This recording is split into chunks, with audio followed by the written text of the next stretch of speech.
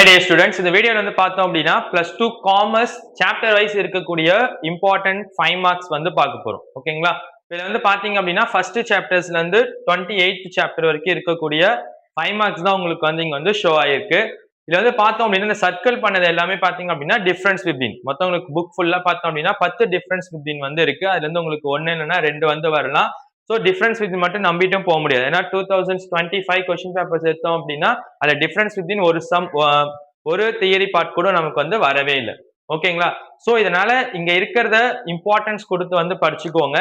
இது வரைக்கும் நான் படிக்கவே இல்லை, எனக்கு வந்து 60 எடுக்கணும் இல்ல 40 மேல எடுக்கணும் அப்படின்னா நீங்க எந்தெந்த சாப்டர்ஸ் வந்து கவர் பண்ணலாம் அப்படின்னு பாத்தீங்கன்னா சாப்டர் 1 2 3 அண்ட் தென் 26 27 28 இந்த 3 சாப்டர்ஸ்ல இருக்கக்கூடிய 5 மார்க்ஸ் மட்டும் நீங்க கவர் பண்ணா கூட என்ன பண்ணலாம் அப்படின்னு பாத்தீங்க அப்படின்னா மேக்ஸிமம்ஸ் வந்து நீங்க 2 டீடைல் இல்லைன்னா 3 டீடைல் 5 மார்க்ஸ் வந்து அட்டென்ட் பண்ற மாதிரி இருக்கும்.